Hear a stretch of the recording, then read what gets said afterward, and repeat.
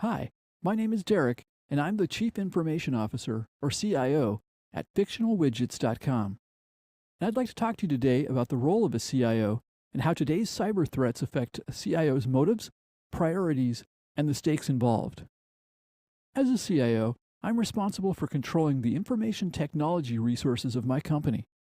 This includes everything from end-user computing, enterprise applications, the data and voice communication systems, to deciding on the company's broader IT direction. A leading industry analyst organization says that the Chief Information Officer oversees the people, processes, and technologies within a company's IT organization to ensure they deliver the outcomes that support the goals of the business. To do this, I have to work closely with the other C-level executives to understand our business goals and priorities, then analyze and design our IT infrastructure so that it aligns with those business goals. The technologies that I work with and my company invests in are meant to streamline business processes, increase the productivity of our employees, and improve the overall experience for our customers and create competitive advantage. My job is to develop strategies on how to maximize these effects while showing how these investments deliver measurable results. And that's important because I'm constantly being asked to do more with less, and I need to justify, even if only to myself, how each investment pays off in the savings of money, time, or hopefully both.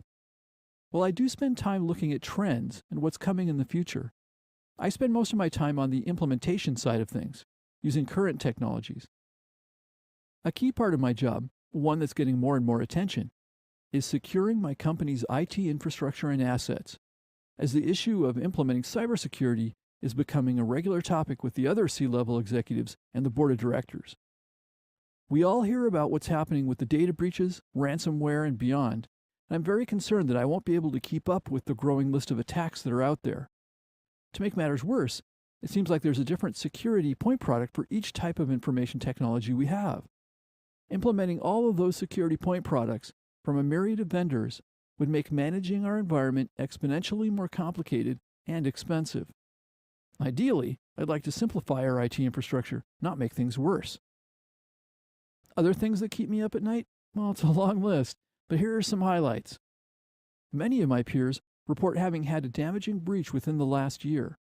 How will I know for sure that we've been breached in the first place? My spending on security is going up, but am I spending wisely at the right places in our infrastructure? If we had a breach and our data systems or applications were compromised, could I identify exactly what happened and locate all the damaged components?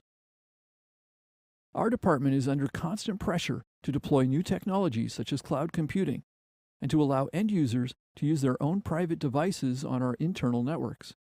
Adopting new things like these must be increasing our risk, but how and where? And lastly, employees can be both unsuspecting and occasionally the cause for breaches or data loss. How do I deal with that? Now, I have to do something, because the consequences can be severe. Cybercrimes against my organization can trigger internal and third-party investigations, regulatory filings, lawsuits, and fines due to non-compliance with privacy and data protection legislation. Regulatory fines through legislation such as Sarbanes-Oxley, Gramm-Leach-Bliley, HIPAA, EU data protection, and others can be enormous and seriously impact the bottom line. As if this is not enough, depending on the nature of the attack or incident, public disclosure can erode customer trust and lead to an immediate and ongoing decline in revenue. The loss of revenue, combined with what can be escalating and ongoing post-attack costs, can create investor concern and speculation, both of which can drive down our market capitalization.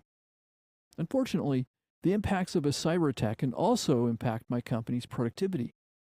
Depending on the size and scope of the attack, employees at all levels can see their time diverted to post-attack activities, such as dealing with public relations, investors, customers, and suppliers.